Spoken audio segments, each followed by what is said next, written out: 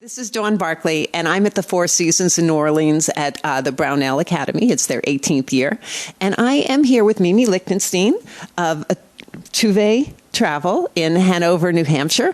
And she is one of the award winners here. And she has a really interesting background in marketing with some really interesting things to tell us about how she is breaking some records here and doing some really fascinating things just to bring new travelers into her agency. So thank you very much for joining me. And this is Insider Travel Report.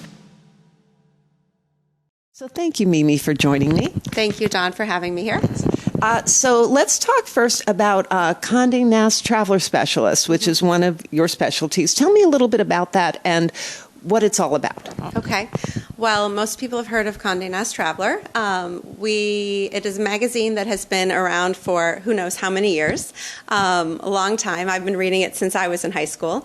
And they have a specialist program. So if you have a specialist in, family travel, active travel, certain destinations, you can be highlighted as one of their specialists. And what that entails is an application process. You fill out a lot of information about the types of trips that you plan, the kind of clients that you work with, special exclusive experiences that you've had or that you've had for your clients.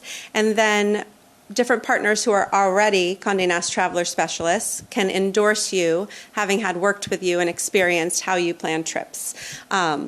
So for me, it was really about having that extra seal of approval. I really admire the magazine, so having them, on a little logo on my website saying that they think that I'm a great advisor it's a sign of approval, and I appreciate that. And I think the people who are in it are all people who are my peers in all different kinds of travel is an exciting group to be a part of. Terrific. So when did you start with Brownell? In August of 2019. So right before COVID. Yes, right before COVID. So we started off running, and maybe 6-ish months later, the world shut down. And I think for all of us at the time, we had no idea how long it was going to last.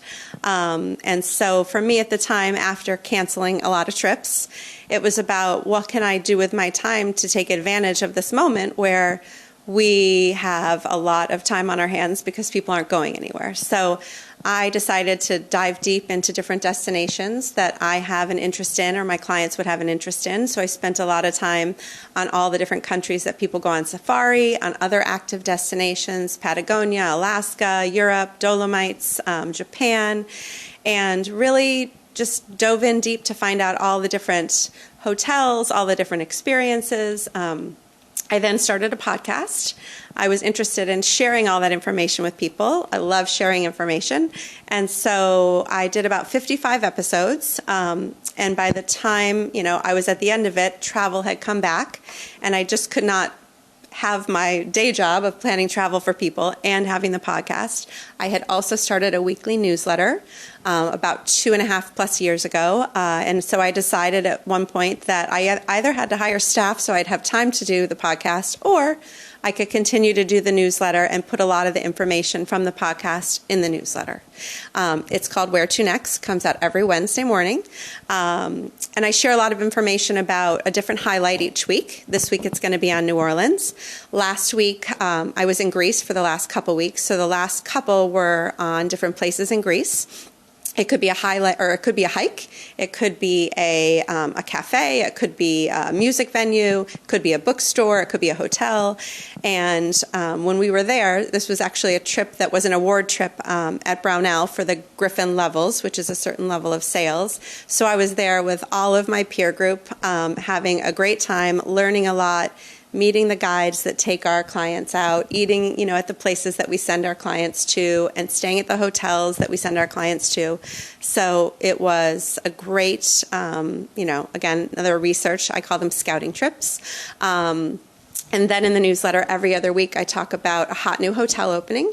And then the opposite weeks, we have a Where to Next, where our clients are traveling to in the near future or just traveled, just to share inspiring ideas for people who want to go different places. Sometimes people don't know where they want to go, so they read about something like, oh, I want to go there. That happened to me once. I read about the Cunayala peninsula and the San Blas Islands in Panama. I'd never heard of them before. 6 months later, I was there with my family.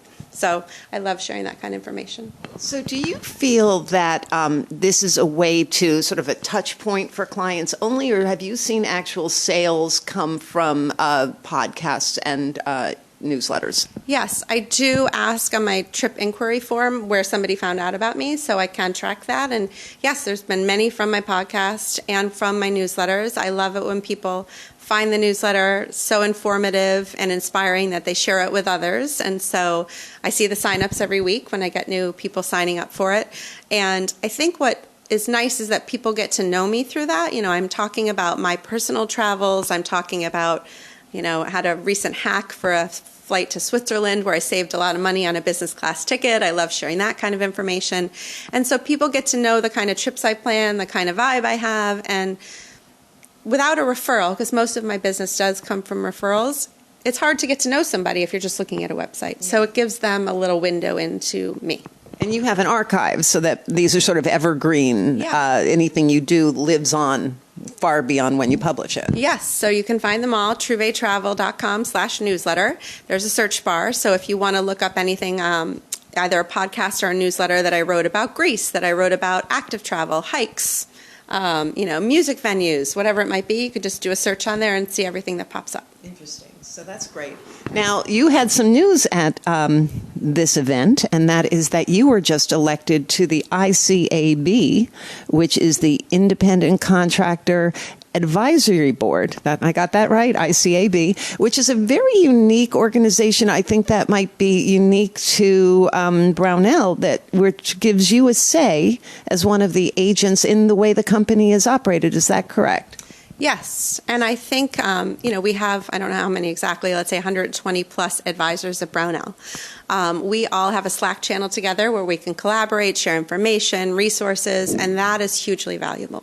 But when you look at the fact that Brownell invests in having 5 members of that group be on a committee essentially with the leadership of Brownell, so that we can bring questions, issues, suggestions, it really gives the people a say. And I actually ran our school board locally years ago, and I loved being able to go to the community and say, what do you think? It's not about what Mimi Lichtenstein thinks as the chair of the school board, right? It's about what the community thinks. And so I appreciate that Brownell, does the same thing here. It's not just about what the leadership thinks is the right thing. They're not out there selling travel every day. And so they really look to us to come up with, ideas and creative solutions and things like that. Well, congratulations on that. And so if you had to, you have somebody who's thinking of changing host agencies and they come to you and they say, tell me why I should come to Brownell. Can you give me 3 or 4 reasons why you would say, come and join us? I mean, I could probably give you 10 or 20. So I would say, number 1, community. We have an amazing group of people who, it's not about I, it's about we. And so when I go on an educational trip, and I do site visits or meet people, I write that all up and I share that on our Slack channel. Other people do the same thing. So I might not have been everywhere in the world, but between the 120 of us, we've been so many places. So to have that community that's so generous is a big one. I think a next one is the, prestige and reputation that Brownell has in the industry. So I love that people say, one of our core values is graciousness. I don't know anyone at Brownell who doesn't have that as their core value as a person. And so to go to 4 Seasons or to go to a partner in Morocco, and they immediately answer my email simply because I'm affiliated with Brownell, that just, they just know that I'm a high quality person, that I'm a serious person, and having that trust established without me having to do anything because the foundation is already there from Brownell is huge. Another one, the mentorship program. I don't know if you're familiar with that. I went through the mentorship program. I place a strong value on education. And so when I found out about this career, which I had no idea existed in the world before, a few months before I found out about it, to know that Brownell had a year-long program, they were going to train me and I would learn how to do what I do from the best, was a huge pro for for me. And now it's fun because each year that we have a new class, twice a year, I typically am the one who goes in front of them to talk to them about working with DMCs around the world. And for me, that's super fun to give back and share my information the same way that people shared with us when I was going through it. Well, a lot of great reasons. Thank you so much. Congratulations on everything. Thank you so much. Pleasure to speak with you. And thank you. This is Dawn Barkley, and this is Insider Travel Report.